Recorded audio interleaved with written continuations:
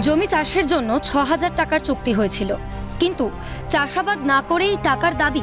এ নিয়েই বচসা আর তার জেরে খুন সুবোধ মালাকার নামে এক ব্যক্তি। কাঠগড়ায় পরিতোষ দাস নামে এলাকারই এক ব্যক্তি।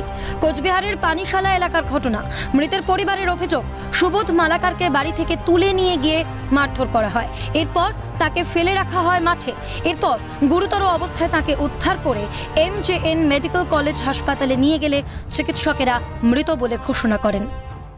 চুক্তি মনে হয় ৬,০০০ টাকা চুক্তি হয়েছিল গাড়া। তাকে চুক্তি দিছে যে তুই রোয়া গাড়া শেষ করবি, তারপরে আমি টাকা দেবো। ও রোয়া গাড়া না শেষ হতে টাকা চাইছে। তো আমার স্বামী বলছে যে আমি পরে দেবো টাকা, ও মানবে না। সেই টাকার জন্যই আমার স্বামীকে এই মাঠের থেকে ডাইকে এনে ওর বাড়িতে নিয়ে গিয়ে আমার স্বামীটাকে মারলো। এদিকে এই ঘটনাকে ঘিরে লেগেছে রাজনীতির রং।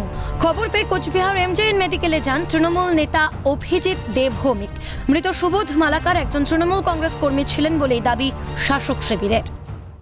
সুবোধ মালাকার আমাদের পার্টি কর্মী পানিশালা অঞ্চলে, 60 বছর মতন বয়স। তার কিছু জমিতে চাষাবাদ করেছিল পরিতোষ দাস, সে ওই গ্রামেরই ছিল। তো সেই নিয়ে একটা বচসা হয়। ছেলেটির দুষ্কৃতিকর অ্যাক্টিভিটিস অনেক আছে এবং গ্রামে তার অনেক বদনামও আছে এবং খুব উশৃঙ্খল লাইফ লিড করে। তার হাতেই এই 60 বছরের মানুষ তাকে খুন করা হয়। তবে আমরা তীব্র নিন্দা করছি এবং অবিলম্বে আসামি গ্রেপ্তার হোক, পুলিশ আইনানুগ ব্যবস্থা গ্রহণ করুক। সুবোধ মালাকার বিজেপি কর্মী ছিলেন, তোপ দেগে পাল্টা দাবি গেরুয়া শিবিরের। এটা তো পলিটিক্যাল বিষয়ই নয়, এটা তো নিতান্ত তাদের ব্যক্তিগত বিষয়।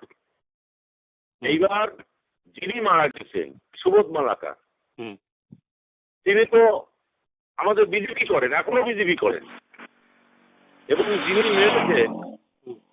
যিনি মেরেছেন তারা একটা সময় তৃণমূল করতেন, 21-এর পরে অত্যাচারে উনি তৃণমূল হয়ে গেছেন।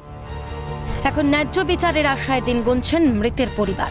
কোচবিহার থেকে শশীকেশ রায়ের রিপোর্ট, ক্যালকাটা নিউজ।